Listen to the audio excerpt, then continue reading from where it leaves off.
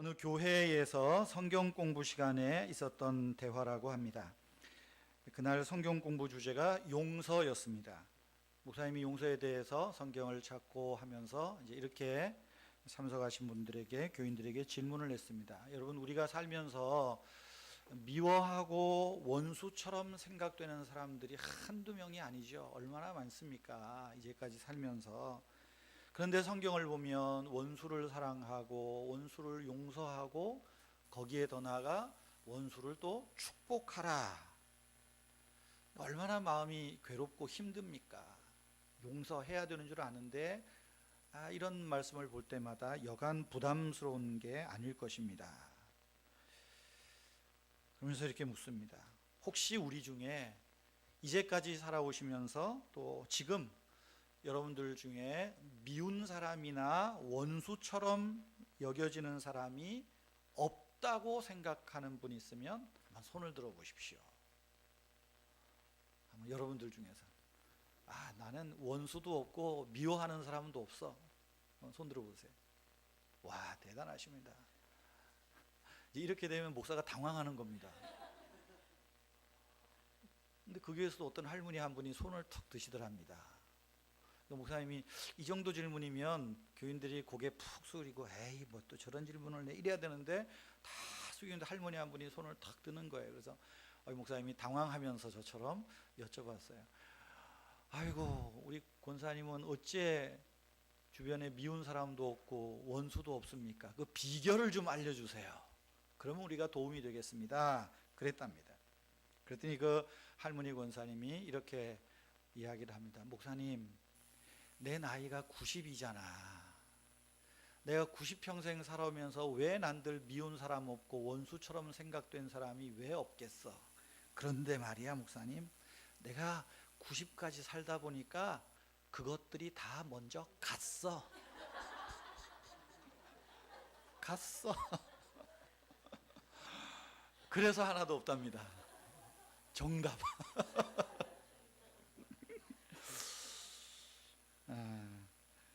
여러분, 미운 사람보다 원수처럼 생각되는 사람보다 오래 사시면 없습니다. 먼저 갔어. 또 아멘도 하시는데. 지난주일에 이어서 우리 주기도문 5번째 기도, 용서에 대한 기도를 한 번 더 생각해 보겠습니다. 지난주에 그런 말씀 드렸죠. 우리가 예수님께 주기도문에서 우리 죄를 용서해 주소서 하는 것은 우리의 원죄는 이미 해결된 거 아니겠어요? 우리가 예수를 믿으면서도 생활 속에서 짓는 우리의 자범죄에 대한 용서의 간구다 말씀을 드렸습니다. 죄는 관리할 대상이 아니라 용서받아야 될 것입니다. 죄는 관리할 것이 아니라 버려야 할 것이고, 또한 우리가 죄에서 해방되기를 힘써야 된다 말씀드렸습니다. 그러기 위해서 가장 최선의 방법은 하나님 앞에서 우리 죄들을 회개하는 것입니다. 그러므로 우리의 마음과 심령이 새로워짐을 얻는 것입니다. 우리 예수님께서는 저와 여러분들이 죄를 버리는 가장 최선의 방법을 주기도문을 통해서도 말씀하십니다. 우리 죄를 용서해 주소서, 회개의 간구를 하라는 것이지요. 그래서 우리는 주기도문을 따라서 우리의 죄를 용서해 주소서라고 합니다. 근데 언제 해야 될까요? 매일입니다. 오늘 우리에게 일용할 양식을 주시옵고 그리고 우리의 죄들을 용서하소서. 이 말은 바로 우리가 매일매일 하나님 앞에 일용할 양식을 구하듯이 우리 영혼의 자유와 풍성함을 위해서 매일 우리의 죄들을 용서하소서 기도하라 말씀하는 것입니다. 이렇게 기도할 때에 죄를 멀리할 지혜가 생기고 또한 죄를 이길 힘을 하나님이 주시는 것입니다. 우리가 일용할 양식을 먹어서 배부름을 경험하는 것처럼 우리 매일매일의 크고 작은 실수와 잘못과 죄들을 회개함으로 날마다 하나님 아버지가 주시는 용서의 체험이 우리에게 필요한 것입니다. 오늘 나눌 말씀은 이 주기도문의 후반부입니다. 5번째 간구, 우리의 죄들을 용서하소서. 제가 성경 원어 순서대로 하는 겁니다. 그리고 그 뒤에 나오는 것이 뭡니까? 우리가 우리에게 죄 지은 자들을 사하여 준 것 같이 라고 하는 말입니다. 초대교회의 아우구스티누스는 이 부분을 끔찍한 기도라 그렇게 생각했습니다. 그 이유는 하나입니다. 우리의 죄들을 용서해 주세요 라고 기도했으면 내 죄든지 우리 모두의 죄를 용서받는 것으로 만족할 수 있었겠지만 우리가 우리에게 죄 지은 자들을 용서한 것 같이 이 말이 늘 걸리는 것입니다. 왜 그래요? 이 말은 내가 다른 사람의 죄를 용서해야 하나님이 내 죄를 용서해 주시겠다라고 하는 어떤 조건적인 어감이 강하기 때문에 그렇습니다. 그래서 제가 지난 주일에 이 말씀을 좀 성경 원어대로 직역을 하면서 또 그때 당시에 아람어, 예수님 당시에는 통상적으로 헬라어 코이네가 쓰이기도 했지만 서민들에게서는 시장 언어로 아람어가 주로 사용되었습니다. 근데 아람어에서의 이 완료형, 영어로 쉽게 표현하면 과거형이죠. 우리가 우리에게 죄 지은 자를 용서했습니다 하는 표현은 동시적인 강조라는 거예요. 그래서 다시 말하면 이 표현은 예수님 당시의 어떤 문법적인 기준으로 설명하면 우리의 죄들을 용서해 주세요. 이와 같이 우리도 우리에게 죄 지은 사람들을 용서하겠습니다. 이런 표현입니다. 그러니까 예수님의 이 기도, 우리가 우리에게 죄 지은 자를 사하여 준 것 같이 우리의 죄를 사하여 주세요 하는 것은 어떤 조건부의 기도가 아니라 다짐이고 서약이고 또한 용서의 힘을 비는 기도라는 것입니다. 우리가 이 말씀을 조건부로 해석하면 어떻겠어요? 우리가 우리에게 죄 지은 자를 용서했습니다. 이와 같이 우리 죄를 용서해 주세요 라고 하면 우리가 하나님 앞에 죄사함 받는 것이 우리의 공로 때문이라고 오해하기가 쉽습니다. 내가 이 사람의 죄를 용서했으니까 하나님이 내 죄를 용서해 주신다는 건 공로사상이죠. 그러면 뭐예요? 성경에서 면면히 이야기하는 은혜 중심의 사상, 은혜 중심의 구원의 이 가치가, 이 교리가 깨져버리고 마는 것입니다. 그래서 이 구절의 해석이 중요한 거예요. 우리가 우리에게 죄 지은 자들을 용서하겠습니다. 그러니 그런 힘을 내게 주십시오 라고 하는 것입니다. 용서를 구하는 기도는 하나님께서 나를 용서해 주시고 용서해 달라고 하는 것뿐만 아니라 나도 용서의 삶을 살겠다는 일종의 서약입니다. 서원 기도입니다. 용서받기 위한 조건이 아니라 이미 용서받았기 때문에 나 역시 내게 잘못한 사람들, 내게 죄를 범한 사람들을 용서하며 살겠다는 결단이 담겨진 기도라는 거예요. 왜 이것이 중요해요? 예수님께서 십계명의 말씀들을 단 두 가지로 압축하신 게 뭡니까? 혼신을 다하여 하나님을 사랑하라. 마음과 뜻과 정성을 다하여 하나님을 사랑하라. 그리고 내 이웃을 내 몸과 같이 사랑하라. 이웃사랑. 이웃사랑의 말씀을 주기도문 안에서도 너희가 이렇게 기도함으로 내가 내 죄를 용서해 주세요. 그처럼 나도 내 이웃의 죄들을 용서하며 살겠습니다. 서약과 다짐의 기도를 통해서 나도 이웃사랑하며 살겠습니다. 하나님 앞에 끊임없이 고백하는 것과 같은 거예요. 때문에 우리가 주기도문에서 이 5번째 간구는 뭘 다짐하는 것입니까? 단순히 죄 용서의 문제만이 아니라 나도 이웃을 사랑하겠습니다. 이웃을 용서하겠습니다. 용서할 수 있는 능력을 주세요. 용서할 수 있는 힘을 주십시오. 그렇게 하나님 앞에 기도하는 것입니다. 이웃 사랑을 실천할 수 있는 힘은 내 안에서 나오는 것이 아닙니다. 하나님으로부터 받아야 합니다. 위로부터 주시는 힘과 능력을 얻을 때에 내가 하나님께 헌신할 수 있을 뿐만 아니라 이웃에 대하여 이웃사랑을 실천하는 것, 사랑을 베풀고 용서하는 이웃사랑의 삶을 살 수 있기 때문입니다. 그러면 사랑하는 성도 여러분, 왜 저와 여러분들이 오늘 주님의 이 가르침 속에서 주기도문 가운데서 왜 우리가 죄 용서를 구할 때마다 역시 용서를 구할 뿐만 아니라 내가 용서하기로 다짐하고 그렇게 용서하며 살기를 서약하며 기도해야 되겠습니까? 오늘 그 두 가지를 말씀을 드리려고 합니다. 하나는 우리는 이미 용서받은 사람이기 때문입니다. 이것을 기억하는 것이 중요합니다. 하나님께서 우리를 사랑하셔서 우리의 원죄뿐 아니라 우리의 자범죄들을 예수 그리스도의 십자가에서 다 처리하시고 용서해 주셨습니다. 구원받은 우리가 여전히 이 세상 속에 살면서 크고 작은 죄와 실수를 범하지만 그럴 때마다 우리가 주의 이름을 부르고 십자가의 사랑을 의지하고 날마다 우리 죄를 자백하면 미쁘시고 선하신 하나님께서 우리의 죄를 사하여 주시고 모든 불의에서 깨끗게 해주시는 그 하나님의 은혜와 약속이 있습니다. 그런 거로 우리는 이미 하나님으로부터 용서받은 사람이라는 거예요. 파스칼 아마 이름 들어보셨을 겁니다. 그 프랑스의 수학자고 철학자고 신학자고 한 분이죠. 이 파스칼이 팡세에서 이런 말을 했습니다. 이 세상에는 두 종류의 죄인이 있다. 희망적인 죄인과 절망적인 죄인이 있다고 이야기합니다. 죄인은 죄인이지 뭘 또 희망이고 절망이겠어요. 이렇게 설명합니다. 희망적인 죄인은 자신의 허물과 죄를 깨닫고 뉘우치는 죄인이요, 절망적인 죄인은 다 자신의 허물과 죄를 깨닫지 못하고 뉘우치지 않는 죄인이다.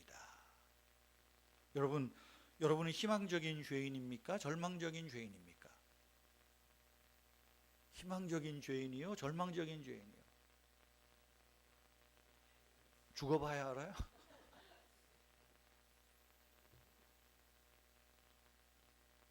우리는 희망적인 죄인입니다. 우리가 예수 그리스도를 믿을 때에 우리의 모든 죄가 십자가에서 해결되었어요. 우리는 이미 용서받은 죄인이기 때문입니다. 여러분, 우리에게 이 용서의 확신이 있고 용서의 체험이 있다면 나와 관계된 누군가를 용서하지 못하고 응어리져 있으면 우리 얼마나 괴롭겠어요. 나와 관계된 사람이 어떠한 나의 실수와 잘못을 용서받지 못해서 불안하고 두려움에 있다면, 내가 그 사람을 풀어주지 못하면 정말 내가 희망적인 죄인인가, 내가 하나님 아버지 앞에 용서받은 죄인인가 돌아볼 필요가 있습니다. 용서하지 않는 성도는 내가 용서받았다는 사실을 잊어버리고 사는 아주 이기적이고 교만한 사람들입니다. 용서하지 않는 마음은 하나님께서 온전히 나를 용서하셨다는 이 마땅한 믿음, 이 확신이 결여되어 있으니까 여전히 우리 안에 이 불안을 또 다른 불안으로 채우는 거죠. 그것이 예수님께서 말씀하신 만달란트 빚진 자와 백데나리온 빚진 자의 비유에서도 나타납니다. 성도 여러분, 저와 여러분들이 용서를 구하고 간구할 때마다, 용서의 힘을, 용서를 다짐할 때마다 먼저 내가 하나님 앞에 용서받은 죄인인 것을 기억하시기를 바랍니다. 우리의 죄가 십자가에서 다 해결되었다는 사실을 말입니다. 두 번째로 우리가 왜 용서의 다짐과 용서하기로 기도해야 되겠습니까? 우리가 용서해야 저와 여러분들이 자유할 수 있기 때문입니다. 우리가 용서할 때에 해방을 체험하기 때문이에요. 여러분, 우리가 누군가를 용서하는 것이 어렵습니다. 대단히 어렵습니다. 그러니까 용서가 어려우니까 그냥 그렇게 삽니다. 내가 저 인간 상대 안 하고 말지. 그러고 삽니다. 그러면서 그냥 미움을 품고 사는 거예요. 용서하는 게 어려워서, 감정적으로 처리가 안 돼서.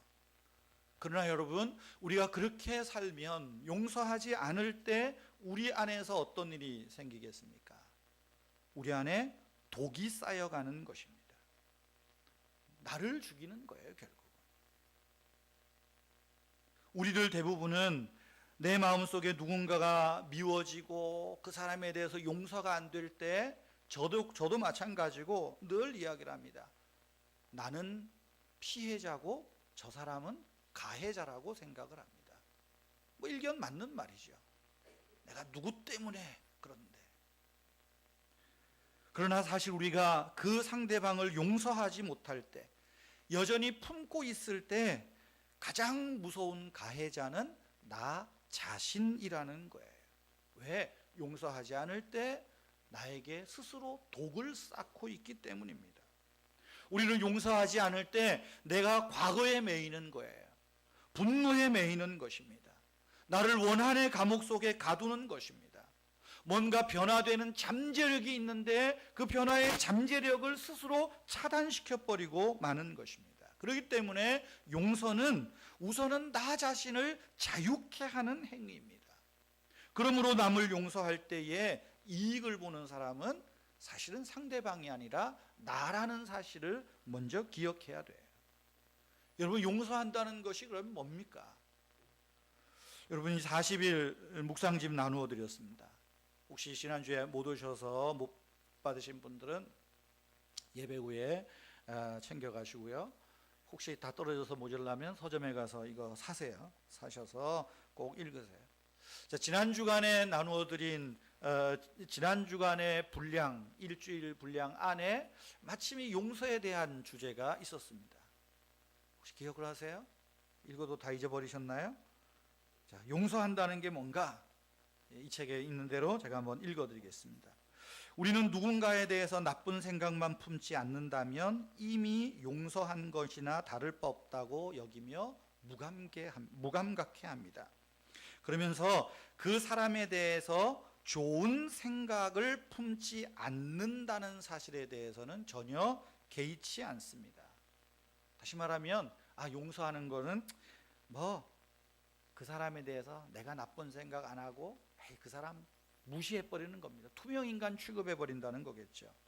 그러면서 이렇게 말합니다. 용서한다는 것은 상대방에 대해서 좋은 생각을 품으며 온 힘을 다해 그를 참고 감당해내는 것입니다.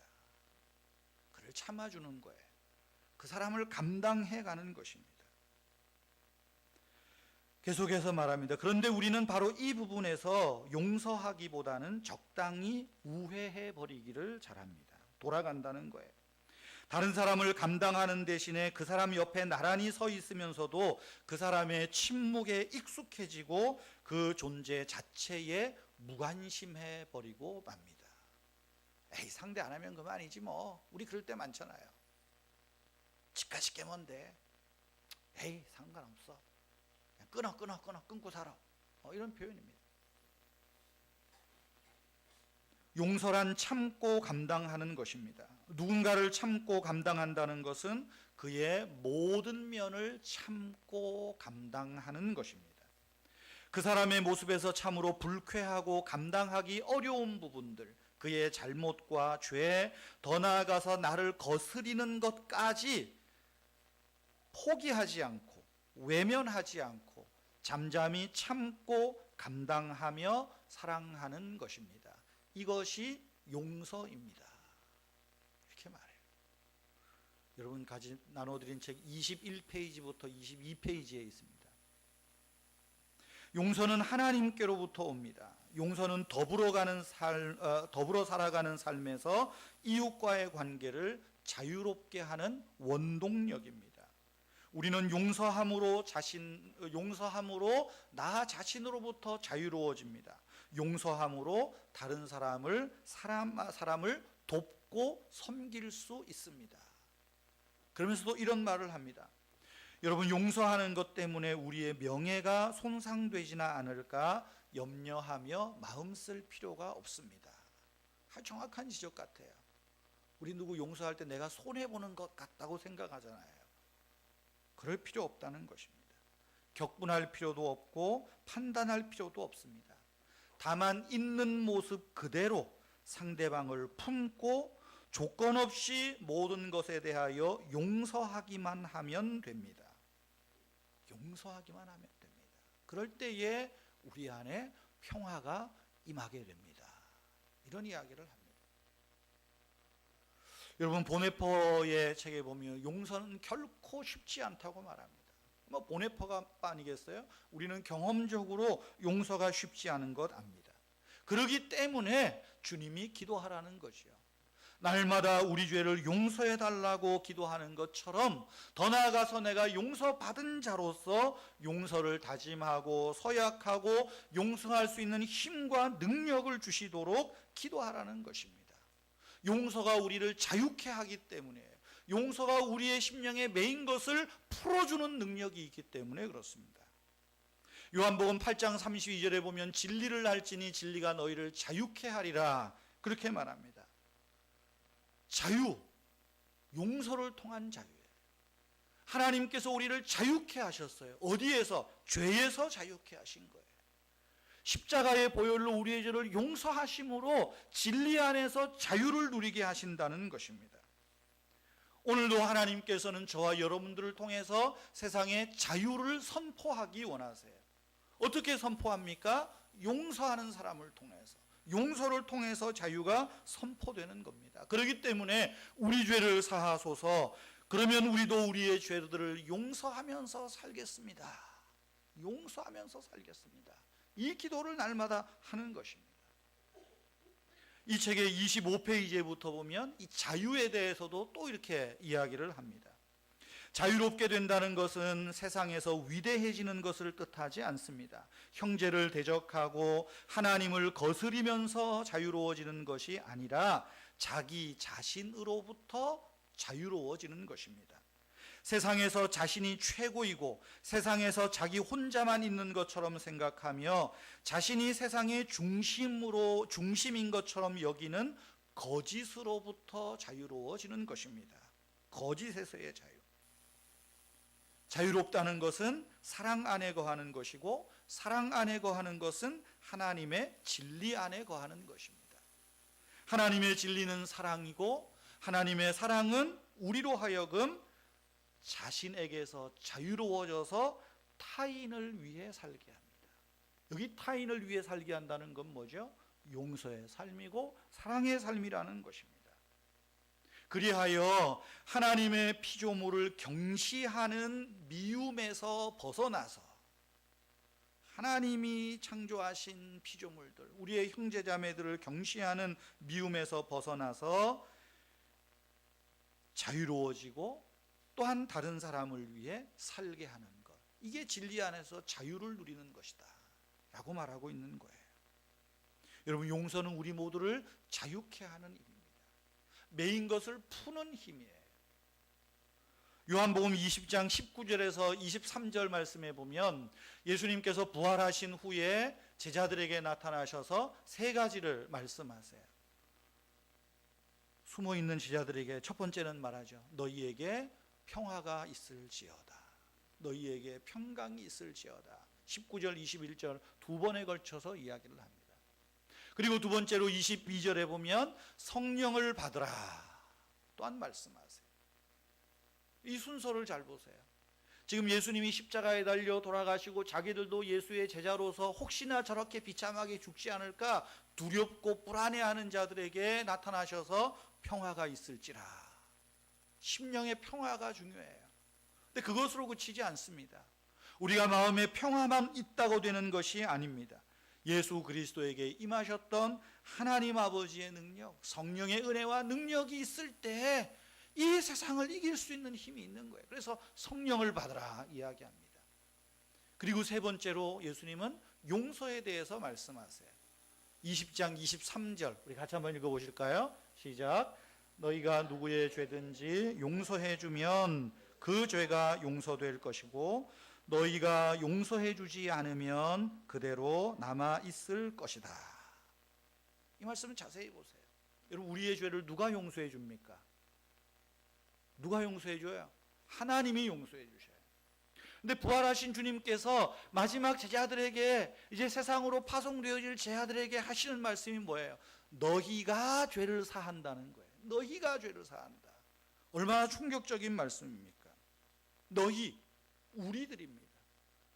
예수님의 제자들, 우리들에게 말하는 거예요. 너희가 가서 죄를 사하라, 죄를 용서하라는 거예요. 제가 지난주에도 말씀드렸지만 용서하다, 용서라는 말은 풀어준다는 의미가 있다고 그랬어요. 푸는 거예요. 그래서 빚을 풀어주고 죄를 풀어주고 빚장을 풀어주는 것입니다. 특별히 20장 23절의 말씀을 이 풀어준다는 의미로 한번 잘 생각을 해보세요. 너희가 누구의 죄든지 풀어주면, 죄의 매듭을 풀어주면 그 매듭이 풀리는 거예요. 용서가 되는 거예요. 그런데 우리가 풀어주지 않으면 그 매듭을 그대로 가지고 끙끙거리고 살면 그 매듭이 그대로, 죄의 매듭이 그대로 있다는 그런 말 아니겠습니까? 여러분, 우리 모두는 죄로 인해서 수없이 많은 매듭에 묶여 있습니다. 하나님과 우리 사이에서도 일상의 삶에서 수많은 매듭들이 있습니다. 죄의 매듭들입니다. 깨어있지 않으면 우리는 매일 하나님께뿐 아니라 이웃에게, 또한 형제와 자매들에게 매듭을 만들어가고 살아요. 이 깨어 있어야 되는 거예요. 우리가 누군가에 대해서 분노를 품으면 자신의 마음에 매듭을 만드는 것입니다. 우리 안에 분노가 강하면 강할수록 내 심령 안에 묶여 있는 매듭은 더욱 크고 단단해질 뿐입니다. 스스로 묶어낸 마음의 매듭이 우리의 삶을 지배하는 거예요. 억누르는 거예요. 그러므로 너희가 누구의 죄든지 사하면, 누구의 죄든지 풀어주면 풀린다는 말은 상대방뿐 아니라 내 안에 있는 매듭 역시 풀린다는, 자유케 된다는 그 말 아니겠습니까? 용서하는 것은 무엇보다도 그 사람 자신을 자유케 하는 거예요. 그리고 상대방도 자유롭게 하는 것입니다. 용서하지 않으면 분노가 그 사람의 삶을 지배합니다. 그 사람을 다스립니다. 자유가 없는 거예요. 여러분, 인간관계 중에서 가장 심하게 꼬이고 엉킨 매듭이 어디겠습니까? 사실은 가족관계입니다. 부부간의 관계도 마찬가지고, 부모와 자녀와의 관계도 마찬가지고, 형제들 간의 관계도 마찬가지고. 어떻게 보면 남남으로 만나는 사람은 뭐 묶였다 풀렸다 어느 순간 풀리고 그래요. 근데 이게 가까울수록 참 이게 안 풀려요. 오죽하면 가화만사성, 그 말 있잖아요.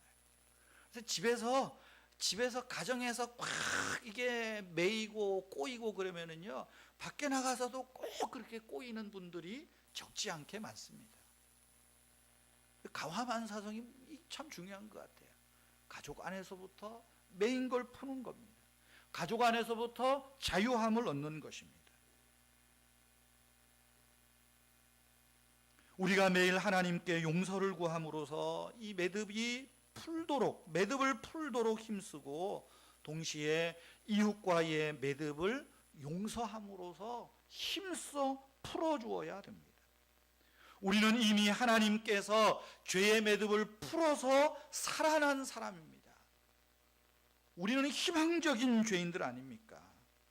이제는 우리가 우리에게 죄진 자들을 풀어야 할 책임이 있습니다. 이것이 우리의 사명이고 책임입니다. 이웃사랑의 실천입니다. 용서는 작은 매듭을 푸는 것부터 시작을 해서 이 세상에 변화를 일으키는 실마리가 되는 것입니다. 우리가 우리에게 죄진 자를 용서하겠습니다. 우리의 죄를 용서해 주십시오. 여러분, 이 5번째 강구, 용서의 강구를 드릴 때마다 우리가 어떻게 기도했으면 좋겠습니까?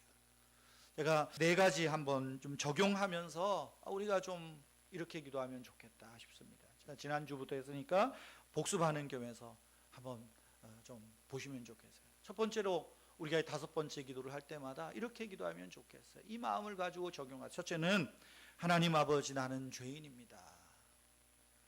오늘도 세상에서 묻은 내 죄를, 우리의 죄를 용서해 주십시오. 기도하는 겁니다. 우리의 마음에서, 생각에서, 말에서, 행동으로 표출된 우리의 죄들을 용서해 주십시오. 매일 나는 죄인입니다. 세리의 기도가 바리새인 기도보다 훨씬 뛰어나지 않습니까? 두 번째는 이렇게 기도할 수 있습니다. 하나님 아버지, 내가 하나님께 용서받은 죄인임을 기억하며 감사하게 하옵소서. 용서받은 것에 대해서 감사하며 사십시다. 내가 누구를 용서했다고 교만할 필요도 없습니다. 오히려 내가 용서할 수 있는 것은 이미 내가 하나님께 먼저 용서받았기 때문 아닌가요? 용서받은 은혜를 먼저 감사하는 것입니다. 세 번째로는 하나님, 내가 아직 용서하지 못하는 형제자매들, 가족들조차도 아버지께서 용서하셨음을 깨닫게 해주십시오.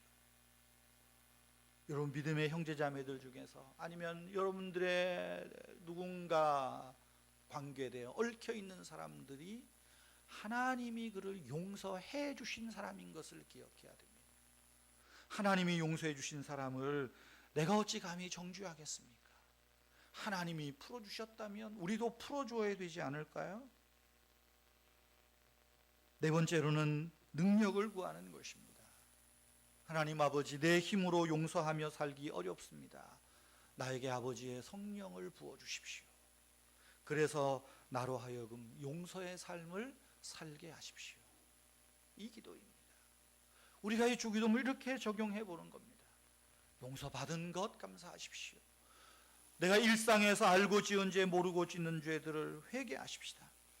그리고 또한 우리 마음에 품고 있는 그 누군가, 그분조차도 하나님이 사랑하시고 하나님이 용서하셨음을 깨달아 알아가십시다. 그러나 우리가 용서하고파도 우리의 힘으로 안 되는 것 알지 않습니까? 그러니 아버지의 은혜를 구하는 겁니다. 능력을 구하는 겁니다. 용서의 삶을 살게 하옵소서. 우리가 머리로가 아니라 믿음으로 용서하게 하소서. 우리의 의지가 아니라 이제는 감정으로도 용서하게 하소서. 우리의 중심에서 용서가 되도록 기도해야 됩니다. 용서는 우리 자신과의 싸움입니다.